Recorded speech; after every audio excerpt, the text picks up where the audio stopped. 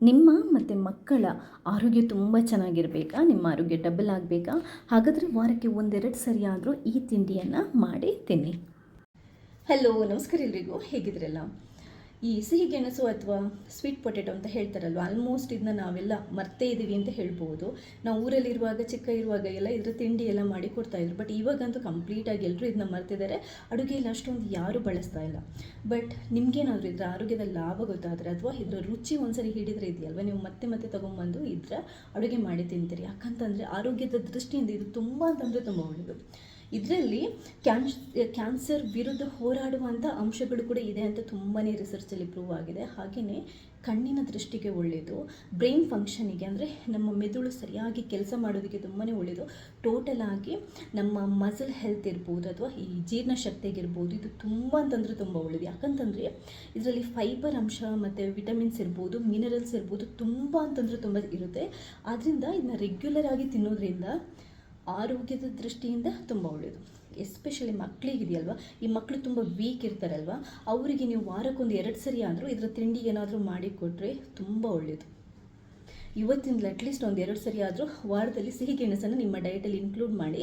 ಇವತ್ತೊಂದು ನಾನು ಸೂಪರ್ ಆಗಿರುವಂತಹ, ನೀವು ನೆನೆಸ್ಲಿಕ್ಕೂ ಸಾಧ್ಯ ಇಲ್ಲ ಅಷ್ಟು ಸೂಪರ್ ಆಗಿರುವಂತಹ ಈ ಸಿಹಿ ಗೆಣಸಿನ ತುಂಬಾ ಸುಲಭದ ಒಂದು ತಿಂಡಿಯನ್ನು ಮಾಡಿ ತೋರಿಸ್ತಾ ಇದ್ದೇನೆ. ವಿಡಿಯೋನ ಪೂರ್ತಿಯಾಗಿ ನೋಡಿ. ಈ ತಿಂಡಿಯನ್ನು ನೀವು ಒಂದ್ಸರಿ ಟ್ರೈ ಮಾಡಿ, ಖಂಡಿತವಾಗ್ಲೂ ನೀವು ಇಷ್ಟಪಡ್ತೀರಾ. ಥ್ಯಾಂಕ್ಸ್ ಎಲ್ರಿಗೂ. ಈ ತಿಂಡಿಯನ್ನು ಮಾಡೋದಕ್ಕೆ ನಾನೊಂದು ಅರ್ಧ kg ಸ್ವೀಟ್ ಪೊಟೆಟೊ ಅಥವಾ ಸಿಹಿ ಗೆಣಸನ್ನು ತಗೊಂಡಿದ್ದೇನೆ. ನೀವು ಅಂಗಡಿಯಿಂದ ತೊಗೊಂಬಂದ ನಂತರ ಒಂದ್ಸರಿ ನೀಟಾಗಿ ತೊಳೆದುಕೊಳ್ಳಿ. ಯಾಕಂತಂದರೆ ಅದು ಮಣ್ಣೊಳಗಡೆ ಬೆಳೆಯೋದ್ರಿಂದ ಅದರಲ್ಲಿ ತುಂಬ ಮಣ್ಣಿರುತ್ತೆ. ಅದಾದ ನಂತರ ತೊಳೆದುಕೊಂಡು ಅದನ್ನ ನೀಟಾಗಿ ಈ ಥರ ಕಟ್ ಮಾಡ್ಕೊಳ್ಳಿ. ತುಂಬ ದೊಡ್ಡ ಪೀಸ್ ಬೇಡ, ಅಂದರೆ ಇಡಿಯೇ ಹಾಕಿ ಬೇಯಿಸ್ಬೋದು. ಬಟ್ ಈ ಥರ ಕಟ್ ಮಾಡಿಕೊಂಡ್ರೆ ನಮಗೆ ಬೇಯಿಸೋದಕ್ಕೆ ಸ್ವಲ್ಪ ಸುಲಭ ಆಗುತ್ತೆ ಅಂತ ಅಂದ್ಬಿಟ್ಟು ನಾನು ಹೀಗೆ ಕಟ್ ಮಾಡ್ಕೊಂಡು ಇಟ್ಕೊಂಡಿದ್ದೇನೆ ಎಲ್ಲದನ್ನು. ಇವಾಗ ನೀವು ಇದನ್ನ ಕುಕ್ಕರಲ್ಲಿ ಬೇಯಿಸೋದು ತುಂಬ ಒಳ್ಳೆಯದು. ಯಾಕಂತಂದರೆ ಬೇಗ ಬೇಯುತ್ತೆ. ಪಾತ್ರೆಯಲ್ಲಾದರೆ ತುಂಬ ಟೈಮ್ ತಗೊಳ್ಳುತ್ತೆ. ಒಂದು ಕುಕ್ಕರಿಗೆ ಇದನ್ನ ಹಾಕಿಬಿಟ್ಟು ಇದರಿಂದ ಸ್ವಲ್ಪ ಜಾಸ್ತಿ, ಈ ಗೆಣಸು ಎಷ್ಟಿದೆ ಅದು ಅಂದರೆ ಅದಕ್ಕಿಂತ ಸ್ವಲ್ಪ ಜಾಸ್ತಿ ನೀರನ್ನು ಹಾಕ್ಕೊಂಡು ರುಚಿಗೆ ಎಷ್ಟು ಬೇಕಷ್ಟು ಉಪ್ಪನ್ನು ಹಾಕೋಬೇಕು. ನಾನೊಂದು ಚಮಚದಷ್ಟು ಉಪ್ಪನ್ನು ಹಾಕ್ಕೊಂಡಿದ್ದೇನೆ, ಟೇಬಲ್ ಸ್ಪೂನಲ್ಲಿ. ಇವಾಗ ಇದನ್ನ ಕುಕ್ಕರಲ್ಲಿಟ್ಟು ಒಂದು 3 ವಿಷಲ್ ಹಾಕಿಸ್ಕೊಳ್ಳೋಣ. ಚೆನ್ನಾಗಿ ಬೇಯುತ್ತೆ. ಪ್ರೆಷರೆಲ್ಲ ಕಮ್ಮಿ ಆದ ನಂತರ ನೀವು ತೆಗೆದು ಬಿಡ್ಬೋದು. ನೀರನ್ನು ಚೆಲ್ಬಿಡಿ, ಬೇಕಾಗಿಲ್ಲ. ಅದಾದ ನಂತರ ನೋಡಿ, ಒಂದು ಸ್ವಲ್ಪ ತಣ್ಣಗಾದ ನಂತರ ಅಥವಾ ಒಂದ್ಸರಿ ತಣ್ಣೀರು ಹಾಕೋಬೋದು. ಒಂದ್ಸರಿ ತಣ್ಣೀರಲ್ಲಿ ನಾವು ಮುಳುಗಿಸಿ ತೆಗೆದ್ರೆ ಸಿಪ್ಪೆ ತೆಗೆಯೋದಕ್ಕೆ ಈಸಿ ಆಗುತ್ತೆ, ಸುಲಭ ಆಗುತ್ತೆ. ನೋಡಿ, ನೀಟಾಗಿ ಈ ಥರ ಸಿಪ್ಪೆ ತೆಗೆದು ಎಲ್ಲದನ್ನು ರೆಡಿ ಮಾಡಿಕೊಂಡು ಇಟ್ಕೊಂಡಿದ್ದೇನೆ. ಇವಾಗ ನಾವಿದನ್ನ ಒಂದು ಸ್ವಲ್ಪ ಚಿಕ್ಕ ಚಿಕ್ಕ ತುಂಡು ಥರ ಕಟ್ ಮಾಡ್ಕೋಬೇಕು. ಒಂದ್ಸರಿ ಬೆಂದಿದೆ ನೋಡಿ, ಕರೆಕ್ಟಾಗಿ ಬೆಂದಿದೆ ನೋಡಿ. 3 ವಿಷಲ್ ಸಾಕು.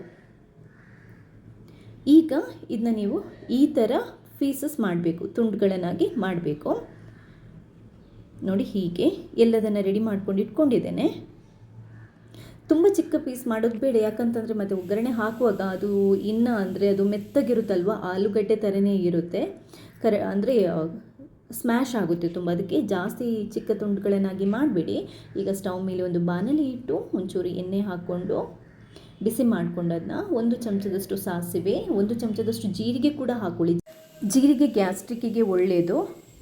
ಈಗ ಒಂದೆರಡು ಒಣಮೆಣಸನ್ನು ಕಟ್ ಮಾಡ್ಕೊಂಡು ಹಾಕ್ಕೊಳ್ಳಿ. ಒಣಮೆಣಸು ಹಾಕಿದರೆ ಒಗ್ಗರಣೆ ಫ್ಲೇವರ್ ತುಂಬಾ ಚೆನ್ನಾಗುತ್ತೆ. ಜೀರಿಗೆ, ಸಾಸಿವೆ, ಒಣಮೆಣಸೆಲ್ಲ ಚೆನ್ನಾಗಿ ಫ್ರೈ ಆದ ನಂತರ ಸ್ವಲ್ಪ ಕರಿಬೇವು, ಹಾಗೆ 1 ತುಂಡು ಶುಂಠಿಯನ್ನು ಕೂಡ ಕಟ್ ಮಾಡ್ಕೊಂಡು ಹಾಕ್ಕೊತಾ ಇದ್ದೀನಿ. ಇದು ಕೂಡ ತುಂಬ ಒಳ್ಳೆಯದು. 1-2 ಹಸಿಮೆಣಸಿನ್ಕಾಯಿ, ಹಾಗೆಯೇ 1 ಈರುಳ್ಳಿನ ಚಿಕ್ಕ ಚಿಕ್ಕದಾಗಿ ಕಟ್ ಮಾಡ್ಕೊಂಡು ಹಾಕ್ಕೊಂಡು ನೀಟಾಗಿ ಒಗ್ಗರಣೆನ ರೆಡಿ ಮಾಡ್ಕೊಳ್ಳಿ. ಈರುಳ್ಳಿ ಚೆನ್ನಾಗಿ ಫ್ರೈ ಆಗಲಿ. ಈರುಳ್ಳಿ ಎಷ್ಟು ಚೆನ್ನಾಗಿ ಫ್ರೈ ಆಗುತ್ತೆ ಅಷ್ಟು ಒಳ್ಳೆಯದು. ಈ ಒಣಮೆಣಸನ್ನು ಹಾಕೋದ್ರಿಂದ ಈ ಒಗ್ಗರಣೆಯ ರುಚಿ ಇದೆಯಲ್ವ, ಡಬಲ್ ಆಗುತ್ತೆ, ತುಂಬ ಚೆನ್ನಾಗಿ ಬರುತ್ತೆ. ಅದರಿಂದ ಒಣಮೆಣಸನ್ನು ಸ್ಕಿಪ್ ಮಾಡಬೇಡಿ. ಶುಂಠಿ ಕೂಡ ಒಳ್ಳೆಯದು, ಜೀರಿಗೆ ಕೂಡ. ಆ್ಯಕ್ಚುಲಿ ಸಿಹಿಗೆಣಸು ಸ್ವಲ್ಪ ಗ್ಯಾಸ್ಟ್ರಿಕ್ಕಿಗೆ ಒಳ್ಳೆಯದಲ್ಲ ಅಂತಾರೆ. ಆದ್ದರಿಂದ ಜೀರಿಗೆ ಮತ್ತು ಶುಂಠಿ ಹಾಕಿದರೆ ಒಳ್ಳೆಯದು. ತುಂಬ ಗ್ಯಾಸ್ಟ್ರಿಕ್ ಇರೋದು ತಿನ್ನೋದು ಬೇಡ. ಒಗ್ಗರಣೆ ರೆಡಿ ಆದ ನಂತರ ನಾವು ರೆಡಿ ಮಾಡಿಟ್ಟಿದ್ವಲ್ವ ಸಿಹಿಗೆಣಸು, ಅದನ್ನ ಹಾಕ್ಕೊಂಡು ಉರಿಯನ್ನು ಮೆಲ್ಲ ಇಡಿ. ಆವಾಗ ಅದಾದ ನಂತರ ಚಿಟಿಕೆಯಷ್ಟು ಉಪ್ಪು ಅದನ್ನ ಕೈಯಿಂದನೇ ಸ್ಪ್ರಿಂಕಲ್ ಮಾಡಿ, ಹಾಗೆಯೇ ಒಂದು ಸ್ವಲ್ಪ ಸಕ್ಕರೆ. ಈ ಸಿಹಿ ಗೆಣಸಿದು ಸ್ವೀಟ್ ಕಮ್ಮಿ ಇದ್ದರೆ ಸ್ವಲ್ಪ ಸಕ್ಕರೆ ಹಾಕೋಬೋದು.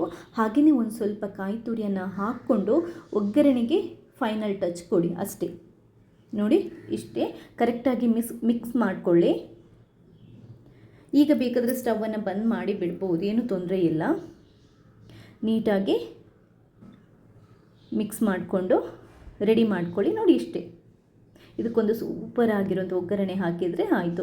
ಸ್ವೀಟ್ ಮತ್ತು ಉಪ್ಪಿರೋದಲ್ವ, ಅದನ್ನ ನೋಡ್ಕೊಂಡು ಅಡ್ಜಸ್ಟ್ ಮಾಡ್ಕೊಳ್ಳಿ. ನಿಮ್ಮ ಸ್ವೀಟ್ ತಿನ್ನಲ್ಲ ಅಂತಂದರೆ ಸಕ್ಕರೆ ಸ್ಕಿಪ್ ಮಾಡ್ಬೋದು, ಏನೂ ತೊಂದರೆ ಇಲ್ಲ. ಮತ್ತು ಆ್ಯಕ್ಚುಲಾಗಿ ಈ ಸಿಹಿ ಗೆಣಸು ಶುಗರ್ ಪೇಷಂಟ್ಗಳಿಗೆ ಕೂಡ ಒಳ್ಳೆಯದು ಅಂತ ಹೇಳ್ತಾರೆ. ಅಂದರೆ ಸಕ್ಕರೆ ಕಾಯಿಲೆ ಇರುವವರು ಕೂಡ ತಿನ್ಬೋದು ಅಂತ ಹೇಳ್ತಾರೆ. ಬಟ್ ನೀವು ನೋಡಿಕೊಂಡು ಒಂದ್ಸರಿ ರಿಸರ್ಚ್ ಮಾಡಿಕೊಂಡು ತಿನ್ನಿ, ತೊಂದರೆ ಇಲ್ಲ. ರೆಸಿಪಿ ಇಷ್ಟ ಆದರೆ ಲೈಕ್ ಮಾಡಿ, ಹಾಗೆಯೇ ಬೇರೆಯವರಿಗೆ ಶೇರ್ ಮಾಡಿ. ಥ್ಯಾಂಕ್ಸ್ ಎಲ್ರಿಗೂ.